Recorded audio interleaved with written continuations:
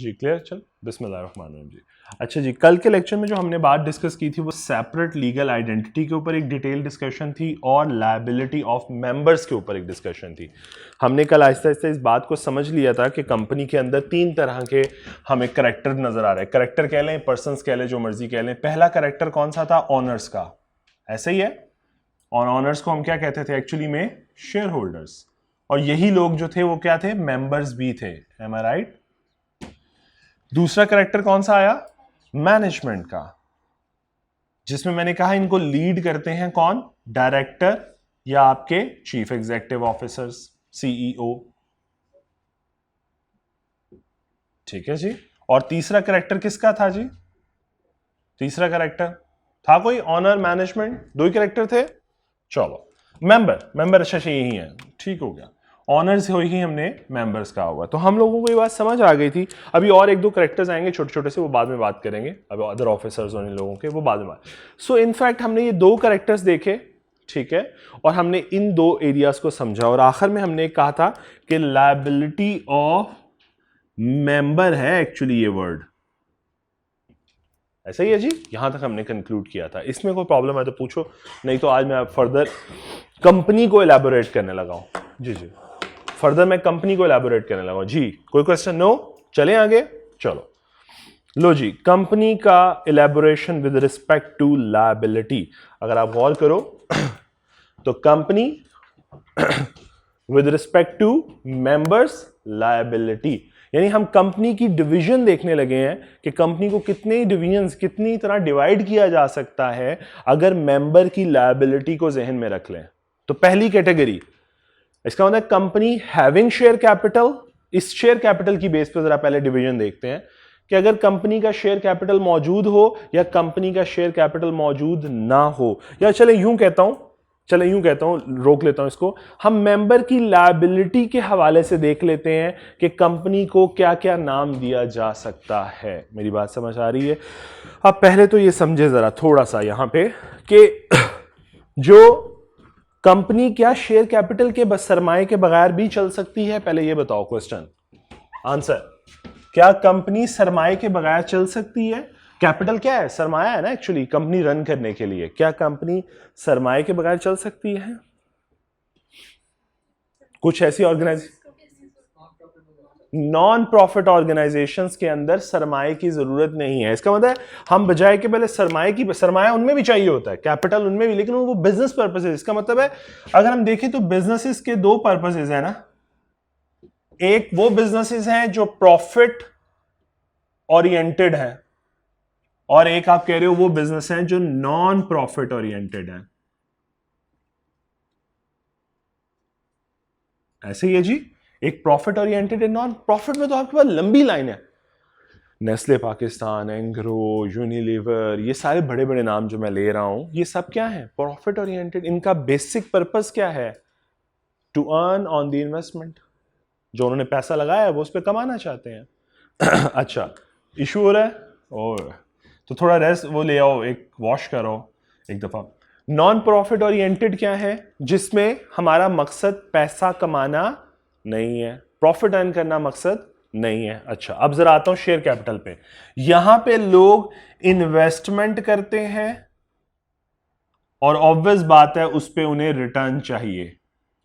यहां पे इन्वेस्टमेंट नहीं है एक्चुअली, यहां पे लोग डोनेशन कर रहे होंगे, यहां पे लोग चैरिटी कर रहे होंगे, और मकसद क्या होगा?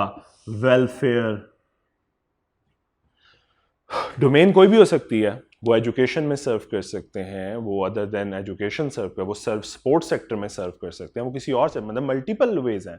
हर एक की अपनी डोमेन है कि कौन कहाँ सर्व कर रहा है। ठीक है, सो एक नॉन प्रॉफिट ओरिएंटेड ऑर्गेनाइजेशन की अपनी अपनी डोमेन्स हैं कि वो किस डोमेन में काम करना चाहती हैं। कुछ फूड एंड शेल्टर पे काम करती हैं, कुछ से मैं कहता हूँ, ज्यूम करता हूँ, कुछ सिर्फ हॉस्पिटलाइजेशन के एरिया में काम कर, मेडिकल केयर में काम कर रही होती हैं कि लोगों को फ्री हेल्थ केयर मिल सके।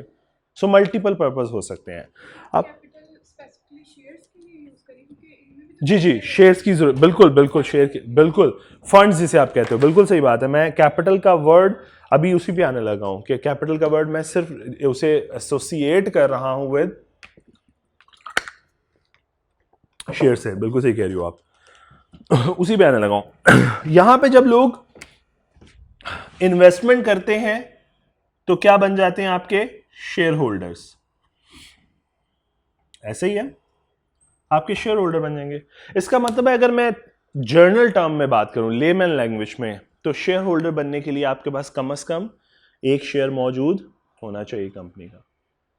सो आपके पास एक भी शेयर है तो आप कंपनी के क्या हो, शेयर होल्डर हो। शेयर होल्डर हो तो मतलब मेंबर हो। अभी टेक्निकली अगर मैं दोनों को सेम वर्ड यूज करूं तो सो आपके पास, इसका मतलब है एक शेयर इज इक्वल टू क्या आप शेयर होल्डर बन गए, और इज मोर और देन इक्वल टू क्या आप मेंबर भी बन गए।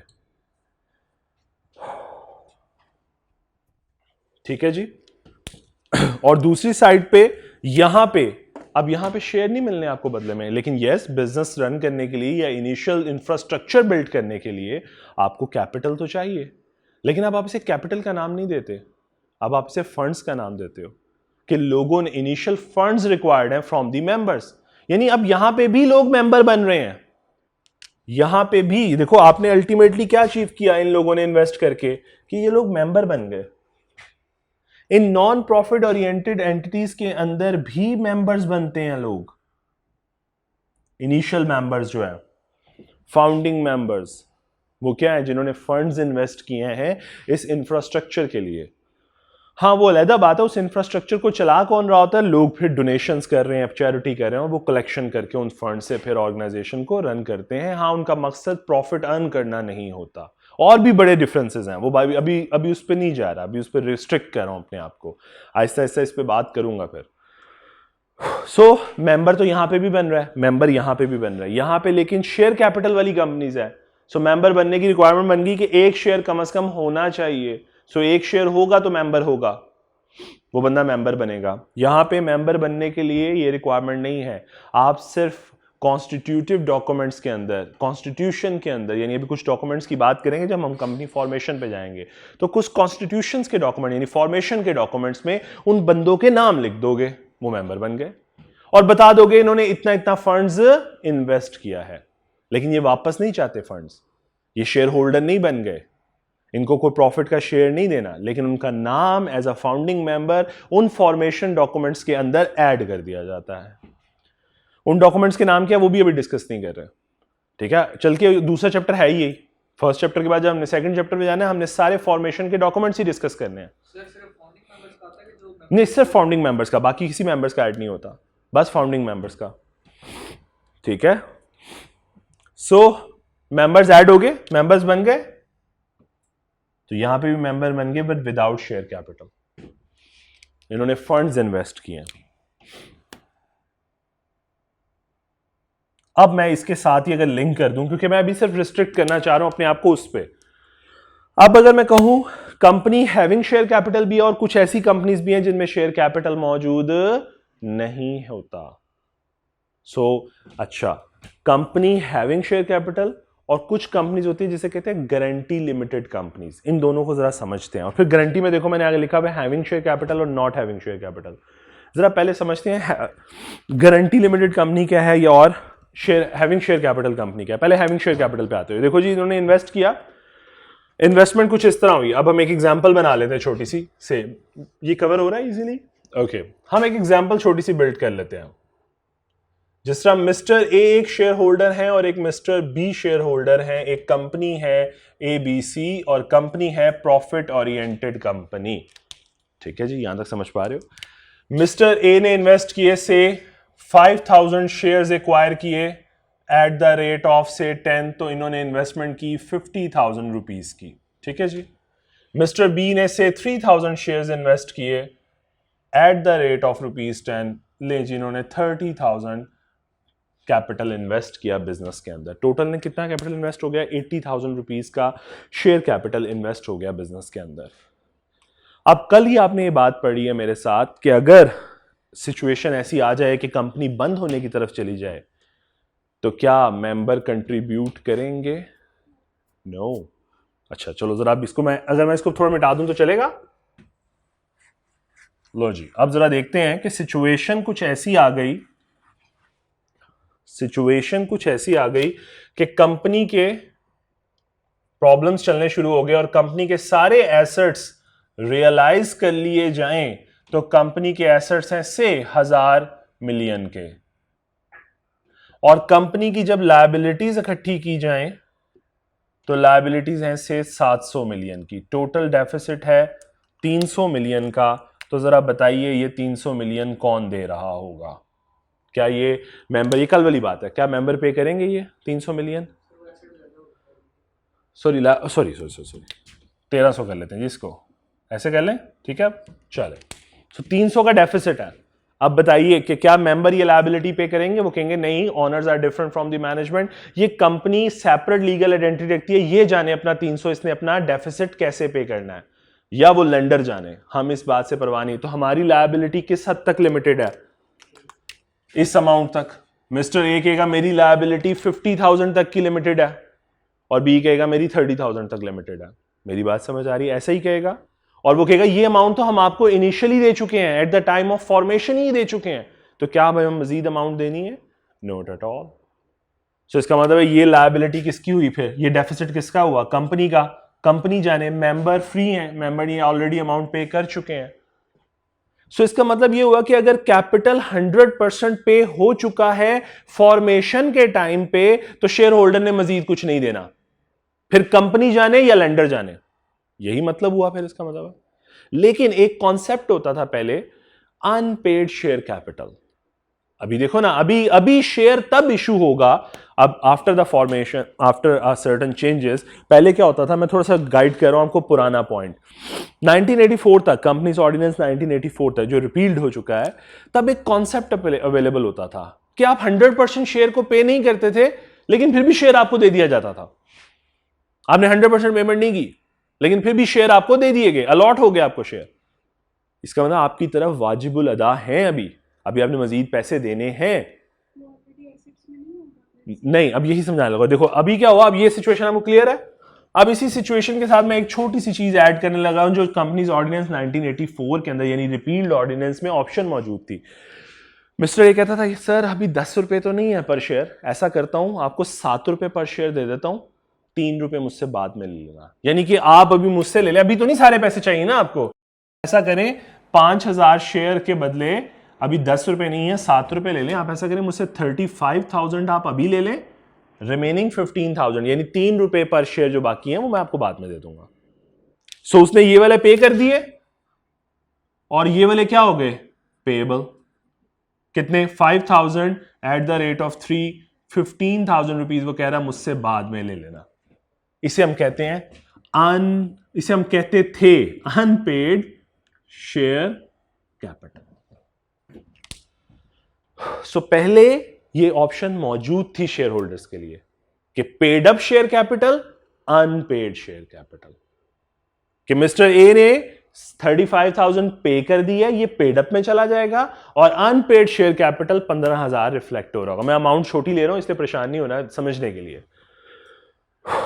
बात समझ आई? इसका मतलब अगर सिचुएशन ऐसी होती, बेटा आप समझ पा रहे हो सारे? ओके। अगर सिचुएशन ऐसी होती, अब इसको भूल जाए, ये नहीं पे किया उन्होंने। अगर अब सिचुएशन ऐसी होती, मिस्टर बी ने पे कर दिया हुआ है, और ये सिचुएशन आ जाती डिफॉल्टिंग सिचुएशन, तो अब बताइए मेंबर्स की लायबिलिटी क्या होती? ए की 15,000 और बी की 0। अनपेड शेयर कैपिटल की अमाउंट जो उसने नहीं दी हुई वो देगा, क्योंकि ये अमाउंट उसने देनी थी, वो रिस्ट्रिक्टेड है up to the amount of investment share capital. उनकी लायबिलिटी कहां तक लिमिटेड है? Up to the amount of their investment. ये आसान बात थी ना, यानी 50,000 इसने देना था, 30,000 इसने, लेकिन इसने 50 पूरा नहीं दिया हुआ था, 45 दिया हुआ था, 15 और दे दे। तो इसी बात को अब मैं मॉडिफाई करके थोड़ा सा टेक्निकल वर्ड्स में कहूं तो मैं ये कहना चाह रहा हूं कि मेंबर की लायबिलिटी लिमिटेड है up to unpaid amount of share capital.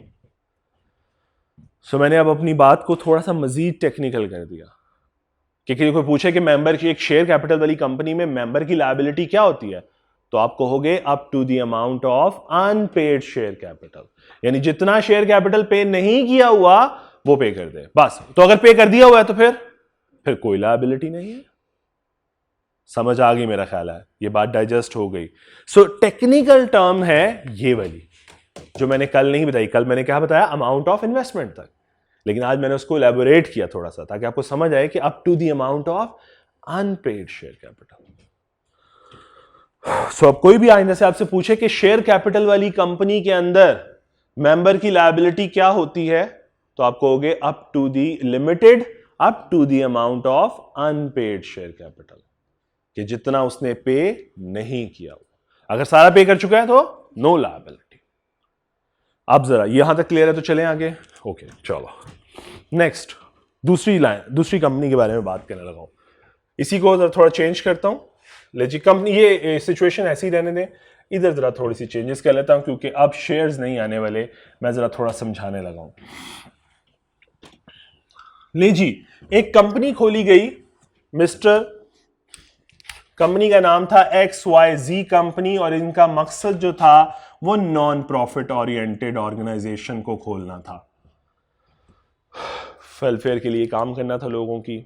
अब यहां पे शेयर कैपिटल हो भी सकते हैं, नहीं भी हो सकते, ठीक है। जिस तरह बहुत सी ऑर्गेनाइजेशन काम करी, उनमें एक बहुत अच्छी ऑर्गेनाइजेशन जो है अखुवत, ईदी फाउंडेशन भी है। ईदी फाउंडेशन में जो उनके, लेकिन एक्चुअल उनके स्टेटस का नहीं पता कि वो किस स्टेटस पे काम करते हैं। वो वेलफेयर फाउंडेशन के तौर पे काम करते हैं, बट अखुवत एक ऑर्गेनाइजेशन के तौर पे काम करती है। अखुवत का इल्म है थोड़ा सा, ये भी एक वेलफेयर ऑर्गेनाइजेशन बहुत अच्छी, और ये एजुकेशन के ऊपर बहुत काम कर रही है बच्चों की। अच्छा जी, सपोज XYZ एक कंपनी है, नॉन प्रॉफिट ऑर्गेनाइजेशन है। अब यहां पे इनिशियल मेंबर कैसे बनेगा? Bye formation document. Forming documents के अंदर जो फॉर्मेशन के डॉक्यूमेंट, उसमें उसका नाम लिख दिया जाएगा। से कह देता हूं कि मिस्टर एक्स और मिस्टर वाई जो है, इन्होंने फंड्स इन्वेस्ट किए कंपनी के अंदर, इसी पर्टिकुलर नॉन प्रॉफिट में। इसने इन्वेस्ट किए 5 लाख रुपया और इन्होंने इन्वेस्ट किया, मिस्टर वाई ने 7 लाख रुपया इन्वेस्ट किया, और बिजनेस को, इस नॉन प्रॉफिट बिजनेस को स्टार्ट कर दिया, इस वेलफेयर ऑर्गेनाइजेशन को स्टार्ट कर दिया। अच्छा जी, आगे चलते हैं अब। अच्छा, इनकी लायबिलिटी, अब इस तरह की कंपनी क्या होती है, इनके अंदर एक ऑप्शन मौजूद होती है गारंटी की। देखो भाई, लोग आपके साथ बिजनेस तब करेंगे जब उन्हें थोड़ी सिक्योरिटी हो। तो ये क्या करते हैं, फॉर्मेशन डॉक्यूमेंट के अंदर ही साथ एक बात लिख देते हैं कि जनाब हम गारंटी करते हैं, सॉरी गारंटी की स्पेलिंग, हम गारंटी करते हैं कि अगर कंपनी, ये तो हमने फंड्स इन्वेस्ट कर दिए, हम गारंटी करते हैं कि अगर कंपनी को कोई प्रॉब्लम हुई तो हम लोग, मैं, मिस्टर एक्स कहता है मैं 5 मिलियन तक पे करूंगा अगर कंपनी की कोई लायबिलिटी निकल आई, और मिस्टर वाई कहते हैं मैं 10 मिलियन तक ऑन करता हूं, गारंटी देता हूं कि अगर कंपनी ने पे ना किया तो मैं पे करूंगा, ताकि लोग। अब देखो, अब मुझे एक बात बताओ, पहले ये वाली सिचुएशन होती तो आप ज्यादा सिक्योर महसूस करते being trading with that company, या ये सिचुएशन होती तो ज्यादा सिक्योर महसूस करते बीइंग अ लेंडर? लेंडर कैसे हो सकते हो बेटा, ये लोग भी तो अपनी चीजें खरीदते हैं, फर्नीचर खरीदते हैं, अपनी चीजें खरीदते या नहीं खरीदते? देखो, जिसने खरीदी, हर बंदे ने अल्लाह वास्ते तो नहीं ना चीजें देनी ना। फॉर एग्जांपल, इस फाउंडेशन ने, इस ABC कंपनी ने फर्नीचर अपने लगाना है अपने स्कूल्स में, तो किसी वेंडर से तो खरीदेंगे, किसी से तो बिजनेस करेंगे, और वेंडर क्या अल्लाह वास्ते देगा इनको? क्या वो डोनेशन कर रहा है? नहीं नहीं नहीं, हर दफा तो डोनेशन नहीं मिलेगी। मेरी बात समझ पा रहे हो? मैं ये कहना चाह रहा हूँ, अखुवत अपने कॉलेजेस के अंदर जितनी भी इंफ्रास्ट्रक्चर बिल्ड करती है, तो क्या लोग मुफ्त देते हैं खैरात के तौर पे? नहीं, वो खरीदते हैं, वो ट्रेड करते हैं बाकायदा उनके साथ, वो उनसे उधार लेते हैं या उनसे कैश पे करके लेते हैं। फर्नीचर बिल्ड होता है प्रॉपर्ली। सो क्या हुआ, आप मुझे बताओ, being a lender, being a vendor कह लो, चलो, आप यहां ज्यादा महसूस कर रहे हो इस कंपनी के साथ काम करना, या यहां ज्यादा महसूस कर रहे हो? एक श्योरिटी मिल गई ना कि यार पैसा कहीं नहीं जाता, ये कंपनी ना भी दे सकी अपने पैसे से, चैरिटी ना भी मिली, डोनेशन ना भी आई, ये कंपनी ना भी चल सकी, तब भी पर्सनल गारंटी मौजूद है बाय द मेंबर्स। बात समझ आई? तो इसका मतलब अगर अब ऐसी सिचुएशन हो और ये सिचुएशन आ जाए, ऐसी सिचुएशन हो और कुछ ऐसी सिचुएशन आ जाए, अच्छा बहुत ज्यादा डिफरेंस हो जाना, चले इसको इस तरह कर लेते हैं, 50 मिलियन और ये कहता है मैं आपको 100 मिलियन तक दे दूंगा सपोज। अब ऐसी सिचुएशन आ जाए कि नहीं आ रही डोनेशंस, लोग चैरिटी नहीं कर रहे, फंड्स नहीं है, लायबिलिटीज टेकअप कर चुके हैं, लोगों से फर्नीचर खरीद चुके हैं, लोगों से बिल्डिंगें खरीद चुके हैं, लोगों से व्हीकल्स खरीद चुके हैं। आपको ऐसा लगता है कि एनजीओ के लोग हैं वो जो स्टाफ मेंबर हैं, देखो ना एक एनजीओ चल रही है, सपोज एक वेलफेयर ऑर्गेनाइजेशन चल रही है, तो एक चार्टर्ड अकाउंटेंट ऑर्गेनाइजेशन में क्या काम नहीं कर रहा? अखुवत में क्या चार्टर्ड अकाउंटेंट काम नहीं कर रहे? मल्टीपल चार्टर्ड अकाउंटेंट काम कर रहे हैं। Even one of my friend is working there as a manager accounts जो भी है। सो मैं समझाना ही चाह रहा हूं, क्या वो सैलरी नहीं लेते? क्या वो मांगते नहीं हम चार्टर्ड अकाउंटेंट, हमें एक व्हीकल भी चाहिए साथ में पैकेज में? सो कंपनी मेंटेन्ड, हालांकि उसे भी पता खैर आता है, लेकिन फिर भी कंपनी मेंटेन्ड, लोग काम कर रहे हैं ना बेटे, ऐसा है ना? तो फिर बेटा उनको सैलरी, उनके सारे परक्विजिट कौन दे रहा है? कंपनी तो पे कर रही है। तो इसका मतलब है एसेट्स तो हैं इस कंपनी के भी और ऑब्वियसली लायबिलिटीज भी होंगी। तो अगर ऐसी सिचुएशन क्रिएट हो जाए वंस अगेन, अब ये 300 मिलियन कौन देगा? बिल्कुल, आप कहोगे सर इन्होंने गारंटीज दी हुई है इस कंपनी की फॉर्मेशन के टाइम पे, तो हम 50 मिलियन मिस्टर एक्स से रिकवर करेंगे और 100 मिलियन मिस्टर वाई से रिकवर करेंगे।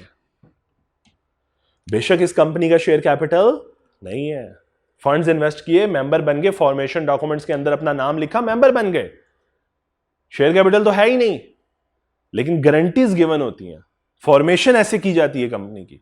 तो यहां पे अब अगर मैं आपसे लास्ट क्वेश्चन पूछूं कि मेंबर की लायबिलिटी क्या हुई, फिर limited to the amount of guarantee given. बात समझ आई? तो अब जरा ये देखो, guarantee limited company not having share capital, तो एक मेंबर की लायबिलिटी क्या होगी? Limited up to the amount of guarantee given. जितनी उसने गारंटी दी होगी उस हद तक वो जिम्मेदार होगा eight the time of dissolution of the company. यहां तक समझ आई? अच्छा, हम साथ साथ एक बार गौर करना, हम साथ साथ सारा पॉइंट फॉरन डिसोल्यूशन पे ले जाते हैं, क्योंकि मेंबर की लायबिलिटी वहीं जाके जज हो रही होती है, उससे पहले तो नॉर्मल ट्रेडिंग चल रही है। सो हालात खराब होंगे, कंपनी बंद होने जाएगी तो ये हालात आएंगे ना। मेरी बात मेरा ख्याल है हजम हो रही है। यहां तक दो बातें समझा चुका हूं, दोनों समझ आ गई हैं। इसका मतलब अब आपसे कोई कंक्लूड पूछे कि एक शेयर कैपिटल वाली कंपनी में मेंबर की लायबिलिटी क्या होती है, तो आप कहोगे फौरन से पहले limited up to the amount of unpaid share capital. और कोई पूछे guarantee limited company not having share capital, उसमें क्या होती है? Up to the amount of guarantee given. अब अगर मैं कहूं ये दोनों चीजें शामिल हो जाए, कोई ऐसी गारंटी लिमिटेड कंपनी हो जिसमें शेयर कैपिटल भी हो सकती है, ऑप्शन मौजूद है लॉ में, लेकिन हो प्रैक्टिकली बहुत कम है, लेकिन ऑप्शन मौजूद है कि अखुवत के अंदर शेयर कैपिटल भी हो। ठीक है, तो अब बताओ मेंबर की लायबिलिटी क्या होगी फिर? दोनों का मिक्सचर। पहले अनपेड, प्रायोरिटी किसी की नहीं है, दोनों लायबिलिटीज हैं। क्या? Limited up to the amount of unpaid amount of share capital and amount of guarantee given. फिर हम दोनों तरह से उसको पकड़ेंगे। हम कहेंगे मिस्टर एक्स साहब, आपने कैपिटल के ऊपर इतना अमाउंट अभी पे नहीं किया, वो भी देना है आपने, साथ आपने 50 मिलियन की गारंटी भी देनी है, ये भी देने हैं आपने पैसे। बात समझ आई है? कंपोजिट समझ आया है दोनों का?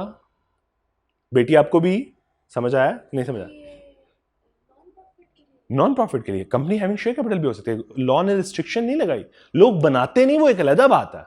रिस्ट्रिक्शन नहीं है, ऑप्शन मौजूद है, आप बनाना चाहते हो तो आप उसमें शेयर कैपिटल भी रखें, हमें कोई इतराज नहीं है। देखो मेंबर बनाना है ना, मेंबर बनाने के दो तरीके हैं, या तो पैसा लेके मेंबर बना लो, शेयर लेके मेंबर बना लो, शेयर देके मेंबर बना लो, या उसका नाम फॉर्मेशन डॉक्यूमेंट में लिखो और मेंबर बना लो। ये तो चॉइस है ना, it's a matter of choice.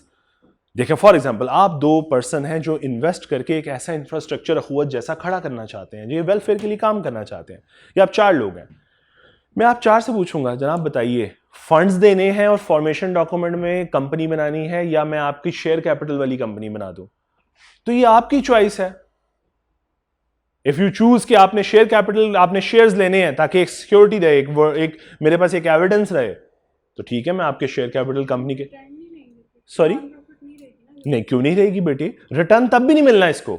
देखो प्रॉफिट के ऊपर चले, मैं अभी ये डिफरेंस क्लियर ही कर देता हूं। यहां पे प्रॉफिट और नॉन प्रॉफिट के अंदर सबसे पहला डिफरेंस यही है कि प्रॉफिट ओरिएंटेड कंपनी में जो प्रॉफिट कमाया जा रहा होता है वो मेंबर को वापस करना होता है, शेयर होल्डर्स को देना होता है। भाई शेयर होल्डर क्यों पैसा इन्वेस्ट करता है? For purpose of getting the return out of it. Nestle में लोगों ने क्यों पैसा इन्वेस्ट किया? बता के पैसे ले वहां से कमाए, तभी तो आप रिटर्न्स निकाल रहे हो, तो इतना प्रॉफिट कमा लिया, इतना प्रॉफिट कमा लिया। नॉन प्रॉफिट ऑर्गेनाइजेशन क्या प्रॉफिट नहीं कमाती? कमाती है। वो टीडीआर में पैसा ज्यादा आ गया, टीडीआर में इन्वेस्ट कर दो, फिक्स डिपॉजिट में इन्वेस्ट कर दो, वहां से इंटरेस्ट कमा लो। ठीक है, अब जरा इस्लामिक बाउंड्री से जरा बाहर रहते हैं, ठीक है, वरना आप लोग फौरन से पहले कहोगे सर ये क्या तरीका है, लेकिन करती हैं। फॉर एग्जाम्पल उनके पास 50 मिलियन की डोनेशन पड़ी है, 100 मिलियन की डोनेशन पड़ी है, तो वो अंडे दे रही है, वो कहते हैं वो 100 मिलियन पकड़ के इन्वेस्ट कर देते हैं, 100 में से 80 इन्वेस्ट कर देते हैं। मैं वही बताने लगा हूं बेटे, देखो ना, प्रॉफिट मैं बताना चाहता, प्रॉफिट कमा रही है, प्रॉफिट कमा रही है, हालांकि देखने में लगता है कि यार, लेकिन उनकी इंटेंशन प्रॉफिट नहीं होती। जिस तरह आई कैप जो है वो प्रॉफिट ओरिएंटेड है, non profit oriented? Non profit है। क्या रिजर्व्स नहीं है? क्या प्रॉफिट नहीं आ रहा उसके पास? लेकिन वो प्रॉफिट जब आता है वो डिस्ट्रीब्यूट नहीं होता टू दी मेंबर्स, एक रिस्ट्रिक्शन होती है। फॉर्मेशन डॉक्यूमेंट में ये बात लिखी जाती है कि अमाउंट ये जो प्रॉफिट की होगी ये डिस्ट्रीब्यूट नहीं होगी मेंबर्स को। देखो जरा आप यहां पे ये भी समझ लो, बिजनेस अभी हमने बात की प्रॉफिट ओरिएंटेड भी होगा और नॉन प्रॉफिट भी होगा। बेटा यहां पे सपोज तुमने प्रॉफिट कमाया, नेट प्रॉफिट आफ्टर टैक्स, ऐसे जी आपने कमाया 500 मिलियन का, सपोज ये नॉन प्रॉफिट थी, आपने यहां पे भी प्रॉफिट कमाया, net profit, sorry, net profit after tax, ठीक है, तो यहां पे भी आपने कमाया, से मैं कहता हूं 700 मिलियन। यहां तक हम मुत्तफिक हैं कि एक नॉन प्रॉफिट ऑर्गेनाइजेशन भी प्रॉफिट कमाती है, ठीक है, दोनों आ गए। अब दोनों में डिफरेंस क्या है जनाब? इसने डिस्ट्रीब्यूट करना है अपने मेंबर्स को इन द फॉर्म ऑफ डिविडेंड। शाबाश, ये जो डिविडेंड इश्यू होता है, क्यों इश्यू होता है? ये रिटर्न होता है टू द शेयर होल्डर्स। सो क्या आया जी? डिविडेंड। जबकि क्या ये डिविडेंड इशू कर सकती है? Not at all. ये जितना पैसा होगा रिजर्व्स में रहेगा, और ऑर्गेनाइजेशन जिस वेलफेयर पर्पस के लिए काम कर रही है उसी के लिए इस्तेमाल होगा। ये 700 मिलियन कभी वापस नहीं किया जाएगा। Either you are making a person a member either through in the form of share capital, यानी आप उसे शेयर इशू करके आपने मेंबर बनाया हुआ, या फंड्स लेके मेंबर बनाया हुआ। बात समझ आई बेटी आपको? ये मतलब यहां पे mister X mister Y member बने हुए हैं ना, वो बेशक फंड देके बने हो या शेयर कैपिटल देके बने हो, भाई इनको डिविडेंड नहीं मिलना, रिटर्न नहीं देना हमने इनको, ना ना ना ना ना। ये बात समझ आई? सो नॉन प्रॉफिट है यूजुअली, नॉन प्रॉफिट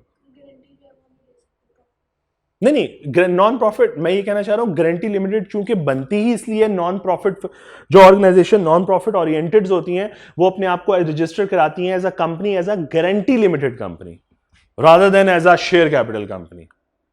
वो अपने आप को जाती ही उस तरफ है, गारंटी लिमिटेड की तरफ, अपने आप को फॉर्मेशन ही ऐसे करते हैं, क्योंकि लॉ ने एक ऑप्शन ही वहीं पे दी हुई है। बात समझ आ रही है? सो मैं बेटी की बात को कंक्लूड किया कि जनाब हमें इन लोगों को कुछ नहीं बांटना, हमें इन लोगों को कुछ नहीं बांटना, सॉरी इन लोगों को, और इन लोगों को डिविडेंड की शक्ल में, cash dividend, bonus share, right share, ये सारी क्या चीजें हैं?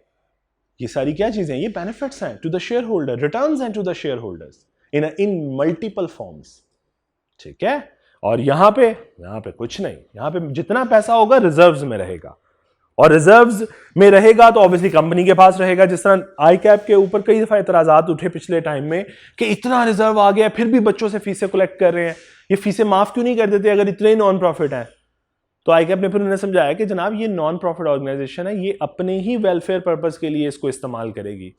फिर आई कैप ने उन्हें बताया कि हम लोग क्या कर रहे हैं, फिर उन फंड्स को इस्तेमाल किया गया प्रॉपर्टी। लास्ट मेरी काउंसिल मेंबर से जब डिस्कशन हो रही थी तो उन्होंने कहा हमने इस रिजर्व्स को इस्तेमाल कर रहे हैं for ownership of the properties. हम चाह रहे हैं आई कैप के जितने ऑफिसेज हैं हम वो कोशिश कर रहे हैं कि वो ओन्ड ऑफिसेज बन जाएं, यानी जितने इंस्टीट्यूट के रेगुलेटर के ऑफिस हैं, जैसा लाहौर ऑफिस है आपने देखा हुआ ठोक, तो ये ओन्ड ऑफिसेज बन जाए, हम उस प्रॉपर्टी को एक्वायर कर लें, हम इन रिजर्व्स को इस्तेमाल कर रहे हैं,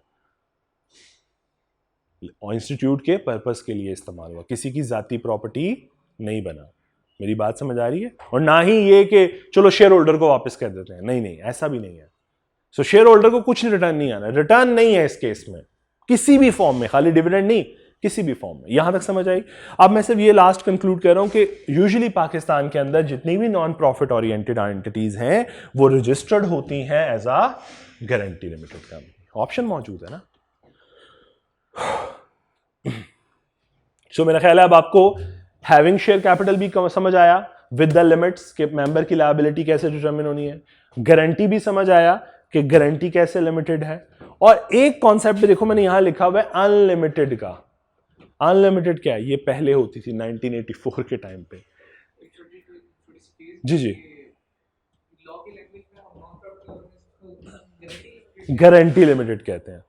लॉ की लैंग्वेज में नहीं कहना चाहिए, हमें ये कहना चाहिए कि non profit registered as a non guarantee limited होती हैं। होती वो नॉन प्रॉफिट है, वो तो एक जेनेरिक टर्म है ना कि प्रॉफिट कमा रहे हैं नहीं कमा रहे हैं। ये तो टेक्निकल टर्म है कि रजिस्टर्ड कैसे होना है। तुम्हें सर्टिफिकेट किस नाम का इशू करें? Guarantee limited company.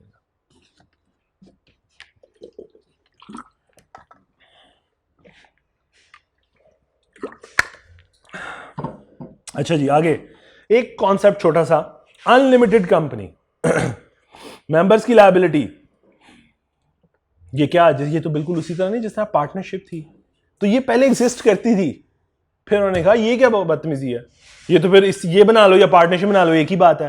फिर आहिस्ता आहिस्ता उन्होंने तमाम अनलिमिटेड कंपनी जो पाकिस्तान में ऑपरेट कर रही थी उनको टाइमलाइन दिया, स्टिपुलेशन टाइम दिया, स्टिपुलेटेड टाइम दिया कि भाई इतने टाइम फ्रेम के अंदर अपने आप को कन्वर्ट कर लो as a limited liability company.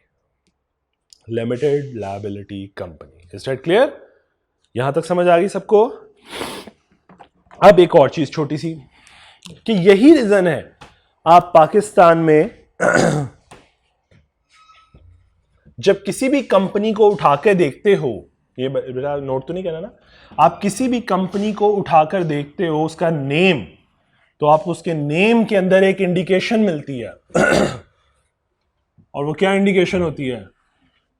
कि हमारी लायबिलिटी लिमिटेड है। कैसे? जिस तरह फॉर एग्जांपल एक प्राइवेट कंपनी है, जैसा मैं कहता हूं रडोल्फ की एग्जांपल देता होता हूं, रडोल्फ पाकिस्तान। अब ये कंपनी का नाम है लेकिन इन्हें कहा जाता है कि आप साथ लिखें प्राइवेट लिमिटेड, ये वर्ड लिमिटेड लिखें, प्राइवेट लिमिटेड, ताकि पढ़ने वाले को आपके नाम से पता लग जाए कि यहां पे मेंबर्स की लायबिलिटी क्या है? Limited, up to the amount unpaid share capital. और फिर जितनी दूसरी कंपनी, अभी हमने स्ट्रक्चर ऑफ कंपनीज दूसरे डिस्कस नहीं किए, लेकिन मैं कहता हूं चले पब्लिक कंपनी की बात करते हैं, जैसा नेस्ले पाकिस्तान, इसको भी कहा जाता है तुम प्राइवेट नहीं हो कोई मसला नहीं, लेकिन तुम अपने नाम के साथ खाली वर्ड लिख दो लिमिटेड। अभी मैंने डिस्कस नहीं किया प्राइवेट क्या पब्लिक क्या है, लेकिन मैं अभी सिर्फ समझा रहा हूं, इसको भी कहा गया तुम अपने नाम के साथ लिमिटेड का वर्ड लिख दो, ताकि पढ़ने वाले को फौरन से पता लग जाए कि यहां पे मेंबर्स की लायबिलिटी जो है वो लिमिटेड है up to the amount of unpaid share capital. ठीक है? इसी तरह जो गारंटी लिमिटेड कंपनीज हैं, जिस तरह मैं एक कंपनी को जानता से, ग्रीन फोर्ट्स एक कंपनी है, green forts guarantee limited company, guarantee limited, उनके नाम के साथ गारंटी का वर्ड लिख दिया जाता है, जैसा private limited, limited, guarantee limited, ताकि पढ़ने वाले को फौरन पता लग जाए यहां पे मेंबर की लायबिलिटी लिमिटेड होगी up to the amount of guarantee given.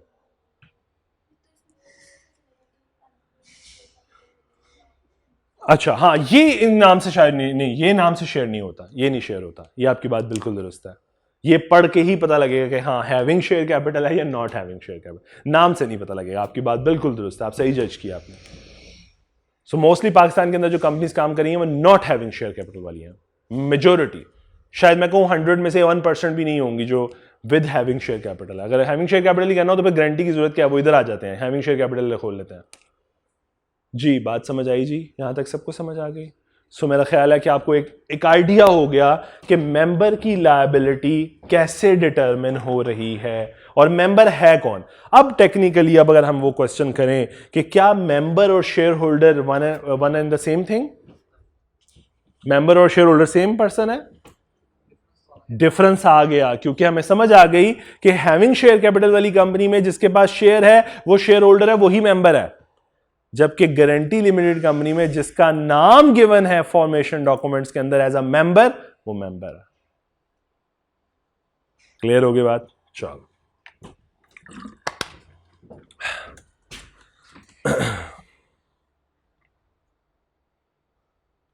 अच्छा जी, लें जी।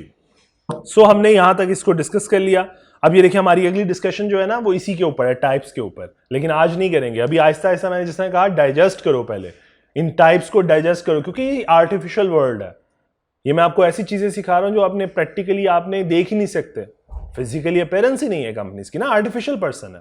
तो इसलिए हम इस आहिस्ता आहिस्ता हजम करेंगे। ये हमने टाइप्स ऑफ कंपनी हजम की है with respect to members liability. हमने ज्यादा फोकस रखा है कि मेंबर की लायबिलिटी कैसे डिटरमिन होगी।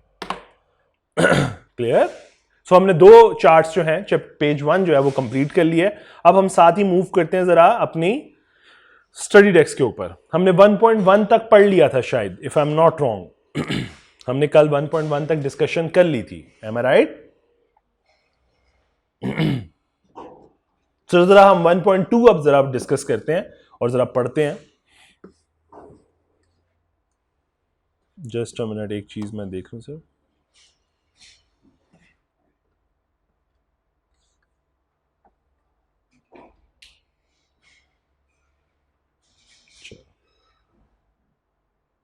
चलें जी, प्लीज 1.2 मेरे लिए को पढ़े प्लीज, आहिस्ता आहिस्ता साथ साथ पढ़े,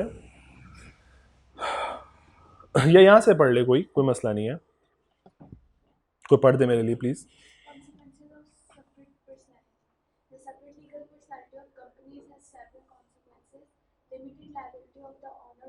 क्या ये बात समझ आ गई कि मेंबर्स की लायबिलिटी क्या है, ऑनर्स की लायबिलिटी क्या है? लिमिटेड है जी। जी, अब यहां तक रुकता हूं। ऑनरशिप फ्रॉम कंट्रोल यानी ऑनर फ्रॉम दी मैनेजमेंट, यानी डिफरेंट है दोनों जी। Transfer of ownership and perpetual succession. Succession क्या है? आपके बाद जानशीन। नेक्स्ट देखो, कंपनी के केस में पार्टनरशिप तुम पढ़ आए हो, तुम्हें पता है पार्टनर मरता था, पार्टनरशिप डिसॉल्व, ठीक है ना? उसके बेटे को पार्टनरशिप नहीं मिलने वाली अनलेस और अनटिल दोबारा से पार्टनरशिप डीड बनाई जाए और उसके बेटे को इंक्लूड किया जाए as a partner. You can admit someone for the benefits of the partnership, minor, but लेकिन आप उसको एज अ पार्टनर नहीं बना सकते। पार्टनरशिप डिसॉल्व होगी उस बंदे के मरने के साथ। लेकिन कंपनी के केस में याद, जरा थोड़ा सा दिमाग लगाओ, कोको कोला आज से 100-125 साल पहले से आ रही है, क्या खत्म हो गई? इनिशियल बंदे आज भी जी रहे होंगे जिन्होंने कोको कोला फाउंडेशन रखी होगी जिनकी? नहीं। तो क्या हो रहा है एक्चुअली में? ऑनरशिप क्या हो रही है? फिर ट्रांसफर हो रही है। सो ये है फीचर, ट्रांसफर ऑफ ऑनरशिप, यानी कंपनी की जात फर्क नहीं पड़ता, बेशक उसके ऑनर बदलते रहें। कंपनी की जात पे कोई फर्क नहीं पड़ता, बेशक ऑनर्स चेंज होते रहें। मेरी बात समझ आ रही है? ऑनर रोज बदलते हैं। अगर मैं थोड़ी सी आपको थोड़ा सा टेक्निकली और समझाऊं, अगर हजम हो रहा है, तो पाकिस्तान स्टॉक एक्सचेंज क्या हो रही है? ट्रेडिंग नहीं हो रही क्या पाकिस्तान स्टॉक एक्सचेंज में? और पाकिस्तान स्टॉक एक्सचेंज में रोज नए मेंबर आते हैं, कुछ लोग नए शेयर खरीदते हैं। जिसने शेयर खरीदा वो क्या बन गया? Member, share holder. तो ऑनर तो रोज चेंज हो रहे हैं, रोज सेल हो रही है, रोज परचेज हो रही है। किसने कभी पाकिस्तान स्टॉक एक्सचेंज साइट देखी है या नहीं देखी हुई? चलो मैं एक छोटी सी चीज, जी टीवी में देखी है, ओके। मैं एक दिन देखूं यहाँ पे कि अगर फैकल्टी यहाँ से कनेक्ट हो जाता है तो मैं आप लोगों को एक हल्का सा व्यू देता हूँ कि किस तरह डेली बेसिस के ऊपर लोग आ जा रहे हैं, अगर यहाँ पे कनेक्टिविटी कंप्लीट हो जाए।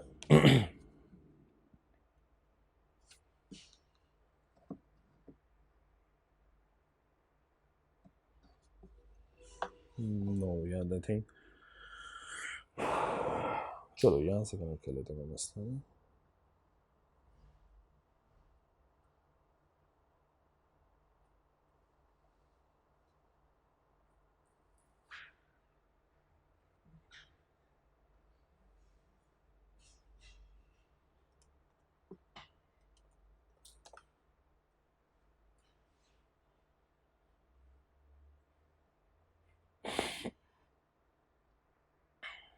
ये देखें जी, पाकिस्तान स्टॉक एक्सचेंज, अगर आप लोग देख पा रहे हैं, एक मिनट, अभी मिनट डाटा अपलोड हो ले तो फिर मैं आप लोगों को दिखाता हूँ कि कैसे ट्रेडिंग हो रही है। ये देखिए जी, सपोज ये देखिए, ये कंपनीज हैं डिफरेंट। अगर आपको थोड़ा सा ये चलें, कोई भी एक कंपनी हम देख लेते हैं जो आपको थोड़ी सी समझ भी आती हो। से यहाँ पे आपको जस्ट अ मिनट मैं कोई नाम दिखा देता हूँ जो आपको न समझ भी आता हो। सब Pakistan stock exchange, sorry HBL समझ आता है? चलो जी HBL, ये देखो जी HBL, हबीब बैंक लिमिटेड। ये देखो जी ट्रेडिंग आपको ये, अच्छा आज तो मार्केट क्लोज है, ठीक है, तो आज आपको ट्रेडिंग नजर नहीं आएगी। ये देखिए ये मार्केट ट्रेड हो रही है, यहां पे आपको नजर आ रहा होता है कि लोग कितना खरीदना चाह रहे हैं, लोग कितना बेचना चाह रहे हैं, प्राइस क्या चल रही है। मैं आपको सिर्फ ये समझा रहा हूं कि इसका मतलब है अगर कोई फॉर एग्जांपल ये आज हबीब बैंक का शेयर खरीदना चाहता है तो ये मार्केट प्राइस चल रही है। ये देखो वो ड्रॉप हुई है उस डे में, लास्ट फ्राइडे को ड्रॉप हुई है, 5 रुपए ड्रॉप हुई है। इसका मतलब कहीं ये 74 के ऊपर थी। मेरी बात समझ आई? मैं सिर्फ समझाना, ये स्टॉक मार्केट में डील करवाना मेरा मकसद नहीं है, समझाना ही मकसद है। इसका मतलब है कुछ लोगों ने जुम्मे वाले दिन, फ्राइडे वाले दिन लास्ट में ट्रेडिंग की, कुछ ने शेयर बेच दिया, कुछ ने खरीद लिया। जिन्होंने बेचा वो मेंबर थे लेकिन बेचने के बाद खत्म, और जिन्होंने खरीदा फ्राइडे वाले दिन वो मेंबर बन गए। इसको ना डेली बेसिस के ऊपर लोग मेंबर बन रहे हैं और मेंबर से निकल रहे हैं। बात समझ आई है? जो मेंबर बनना चाहता है वो 70 रुपए पे करे, मेंबर बन जाए। लेकिन कंपनी एक शेयर बेच नहीं रही होती, लॉट्स में बेचती है, वो कम से कम से मे बी 500 की लॉट बेचती हो, 500 शेयर्स मिनिमम, तो 500 इंटू 70, इतनी अमाउंट इन्वेस्ट करो और आप भी शेयर होल्डर बन जाओ। मेरी बात समझ पा रहे हो? ये अच्छा ये कैसे हो रहा है ये समझाऊंगा, जब अगली टाइप समझाऊंगा ना, प्राइवेट, पब्लिक, लिमिटेड, लिस्टेड, तब समझाऊंगा। ये अभी नहीं समझा रहा, अभी सिर्फ आपको गाइड करा रहा हूं कि मेंबर बनना इतना आसान है, ठीक है? किसी भी कंपनी का मेंबर बनना इतना आसान है। नेस्ले के शेयर खरीदने, नेस्ले के खरीद लो, इसमें क्या मसले वाली बात है? ये लो, ये देखो, ये लो, मैं सर्च करता हूं यहां पे, ये लो जी Nestle Pakistan,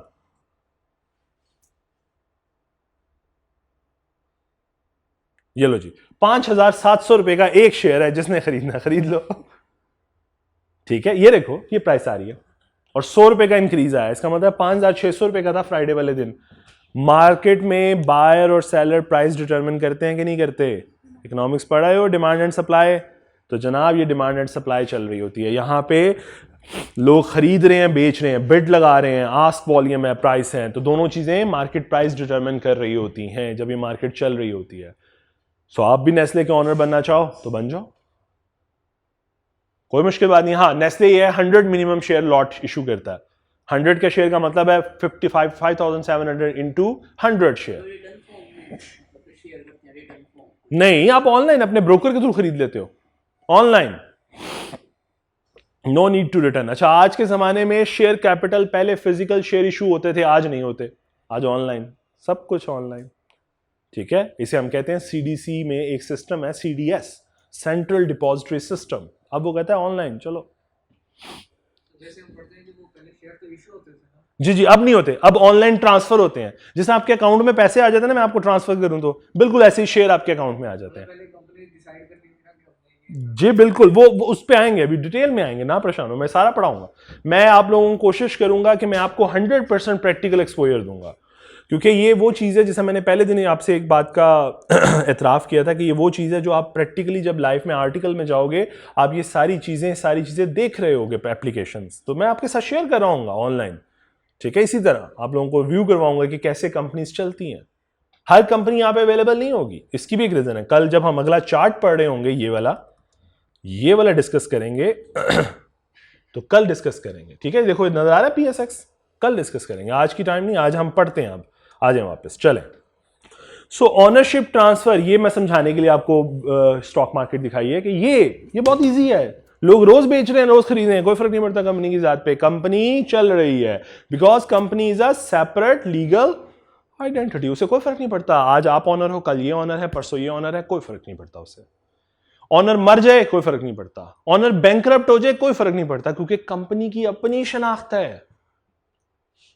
company has no concern with its owner, वो बैंकरप्ट हो जाए, वो मर जाए, हमें नहीं फर्क पड़ता, कंपनी चलती रहेगी, ठीक है? जिस तरह कंपनी मर रही हो तो ऑनर को फर्क नहीं पड़ता ना, तो इसी तरह ऑनर भी मर जाए तो कंपनी को फर्क नहीं पड़ता। बात समझ आई? हजम हुई बात ये वाली? चलो आगे आओ, जरा आगे चलते हैं। जरा इसको समझने लगे आप ट्रांसफर ऑफ ऑनरशिप को। जी बेटे, Share capital and members. The capital of the company is represented by shares, and the shareholders members are its owners. ये बात समझ आ रही है? बड़ा इजी है कि वही शेयर होल्डर, मेंबर और ऑनर है। जी, Terms member and shareholder are used interchangeably. हम इसे कॉमनली इसी तरह यूज करते हैं, कभी मेंबर बोल देते हैं, कभी शेयर होल्डर बोल देते हैं, लेकिन कहता है however there are few differences that have been discussed later in this. लेकिन हमने आज ही डिस्कस कर लिए, हमें आज ही समझ आ गई कि मेंबर और शेयर होल्डर में फर्क क्या है। चलो आगे चलते हैं। Who can on shares? Any legal person can own shares in a company. जी बिल्कुल, आपको मैंने अभी दिखाया, आप खरीद लो, खरीदना चाहो तो। थोड़ी फॉर्मेलिटीज हैं वो पूरी करो, खरीद लो। फॉर्मेलिटी क्या है? अकाउंट ओपन करना है। जिस तरह आप बैंक अकाउंट ओपन करते हो ऐसी रिक्वायरमेंट है, स्टॉक एक्सचेंज का अकाउंट ओपन कर लो। ठीक है जी जी, वो अकाउंट लाता होता है, वो अकाउंट लाता होता है बैंक अकाउंट के साथ। नहीं नहीं नहीं, अकाउंट लाता होता है। जी जी जी जी बिल्कुल, अभी बताने लगा हूँ, अभी बताने लगा हूँ। जी जी पहले चलिए। This includes other companies. It is very common in practice. इसका मतलब है, वो कहता है इट इंक्लूड्स अदर कंपनी। इसका मतलब है एक कंपनी भी दूसरी कंपनी के शेयर खरीद सकती है।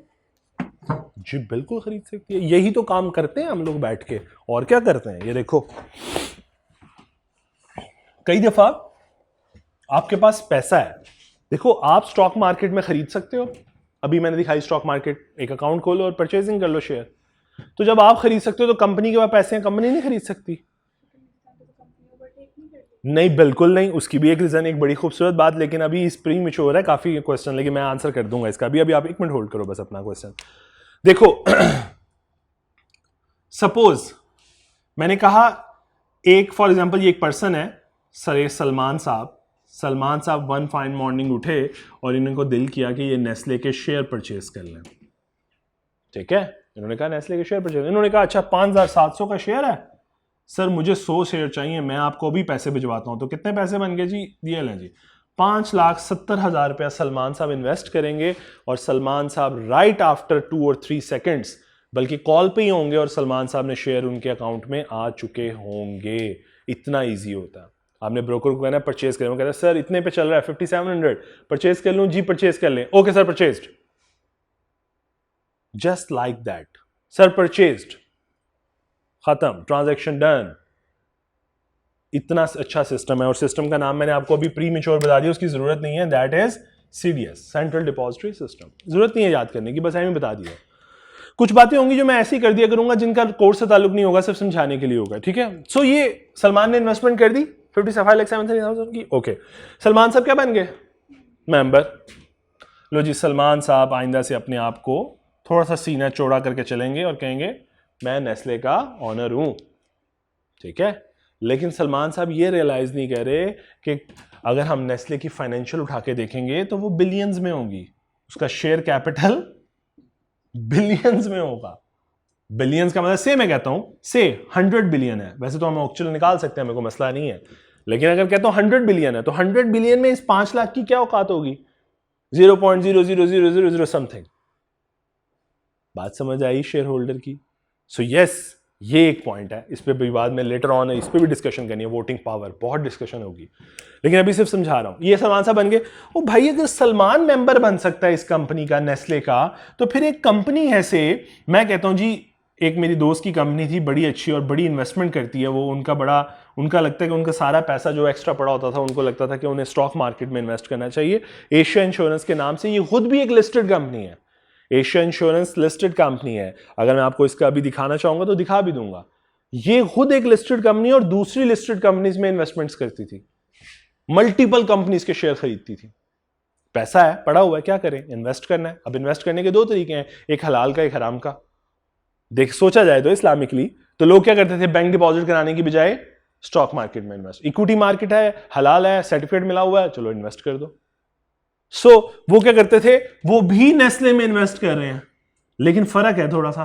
मैंने 100 शेयर खरीदे, उन्होंने कहना है सर 5,000 शेयर दे दें। वो एक शेयर भी खरीदोगे तो मेंबर बन जाओगे, लेकिन इनकी पावर मेरे से ज्यादा हो गई। फिर बात समझ पा रहे हो? मेरे पास 100 शेयर है, इनके पास 5,000, तो बीइंग अ मेंबर कौन सा तगड़ा मेंबर है? ये वाले। सो मेंबर तो ये भी बन गए ना, फिर मेंबर तो ये भी बन गए। सो एक इंडिविजुअल भी किसी कंपनी का मेंबर बन सकता है, एक आर्टिफिशियल पर्सन भी किसी कंपनी का मेंबर बन सकता है, नो रिस्ट्रिक्शन। हजम हुई बात थोड़ी सी? कोई रिस्ट्रिक्शन नहीं है, मेंबर कोई भी हो सकता है, वो नेचुरल पर्सन भी हो सकता है, वो आर्टिफिशियल पर्सन भी हो सकता है। ये बात भी समझ आई? समझ आई? हजम हुई बात की। अब बेटी की बात कि इस तरह तो फिर ये होगा कि सारी की सारी लोग कंट्रोल कर जाएंगे पूरी कंपनी को। नहीं, कम नेस्ले भी तो सियाने हैं। ये देखें, आते हैं जरा, आते हैं इधर, आए जरा। नहीं ना, लिमिट लगाई होती है, लिमिट। इससे ज्यादा शेयर है ही नहीं, खरीदोगे कहां से? है ना ना ना, शेयर ऑथराइज शेयर और होता है, ऑथराइज शेयर तो टोटल लिमिट होती है, उस पर नहीं अभी जा रहा। ये जाएंगे आपको, ये कहेंगे, जैसे फॉर एग्जांपल यहां पे देखते हैं अभी, ये देखो, एक नजर आ रहा है फ्री फ्लोट। ये चलो मैं जरा इसको थोड़ा बड़ा करता हूं। अब आपने इतना टेक्निकल क्वेश्चन पूछा तो मैंने कहा चलो आंसर भी टेक्निकल कर देता हूं फिर। ये देखो जी, नेस्ले का फ्री फ्लोट कितना? 5%। यानी कि हमारा जितना भी शेयर कैपिटल है उसका सिर्फ 5% मार्केट में है, बाकी सारा हमारे पास पड़ा। यानी तुम खरीदो बेचो जो मर्जी करो, तुम सिर्फ 5% के अंदर घूम रहे हो। अब बताओ, एक बंदा सारे भी खरीद ले तो कितना खरीदेगा? 5%। अब समझ आई बात की? यानी ये इन्वेस्टमेंट का, एशिया इंश्योरेंस जितनी मर्जी इन्वेस्टमेंट कर ले, जितने शेयर बिक रहे हो खरीदी जाए, तब भी कितना खरीदेगी? 5%। लिमिट, फ्री फ्लोट की लिमिट 5%। ठीक है, मेरी बात समझ आ रही है? सो ये है बेटी आपका आंसर। क्लियर हुई बात? हम उतने शेयर मार्केट में फ्लोट ही नहीं करते। फ्री फ्लोट का मतलब है freely traded in the market. हम करते ही नहीं मार्केट में, हम डालते ही नहीं। जब होंगे नहीं तो खरीदोगे कहां से? ठीक है, कुछ ने 20% लगाई होगी, कुछ ने 25%, कुछ ने 30%, डिपेंडिंग ऑन डिफरेंट कंपनीज ने डिफरेंट रिस्ट्रिक्शंस लगाई होंगी। ठीक है, सो उनका अपने अपने हर एक का डिफरेंट फ्री फ्लोट होगा। जैसा मैं अगर आपको एशिया इंश्योरेंस की बात करता तो AC, I think so, Asia insurance, हाँ ये देखिए, एशिया इंश्योरेंस कंपनी लिमिटेड, जैसा मैं अभी आपके जिक्र कर रहा था कि ये कंपनी जो है ये लिस्टेड कंपनी है। अब ये देखो, ये अपनी, इनका अपना शेयर कितने पे घूम रहा है? 18 रुपए पे। और इनकी अगर आप गौर करो नीचे, फ्री फ्लोट कितना है? 30%। ठीक है, तो इस तरह हर कंपनी की अपनी एक लिमिट होगी। मिनिमम लिमिट डिफाइंड है Pakistan by the Pakistan stock exchange regulation, वो डिफाइंड है, लेकिन मैक्सिमम लिमिट पे कोई रिस्ट्रिक्शन नहीं है। इज इट क्लियर जी? यहां तक समझ आए? चले आगे पढ़ते हैं, बस जल्दी से खत्म करें फिर इसको, ताकि आपने जो बातें समझ ली हैं उसको आप खत्म कर सकें। जी प्लीज। सॉरी, कहां पे थे हम लोग? जी यहीं पे थे जी, प्लीज पढ़िए।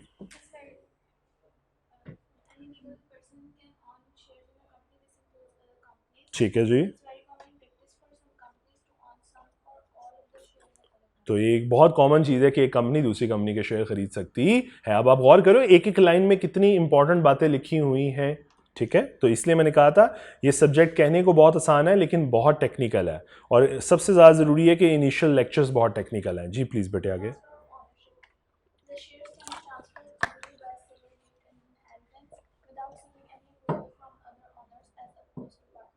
जी, शेयर किसी भी तरीके से ट्रांसफर हो सकते हैं। ठीक है, आप गिफ्ट भी कर सकते हो शेयर को, इनहेरिटेड प्रॉपर्टी के तौर पे बाप की जायदाद जब ट्रांसफर होती है तो शेयर भी प्रॉपर्टी समझे जाते हैं, वो भी ट्रांसफर होते हैं। ठीक है, और इसके लिए किसी की अप्रूवल की जरूरत नहीं है। अगर आपको याद हो थोड़ा सा पार्टनरशिप, तो पार्टनरशिप में आपको अदर पार्टनर्स की परमिशन की जरूरत पड़ती थी। जी चलें आगे बेटी।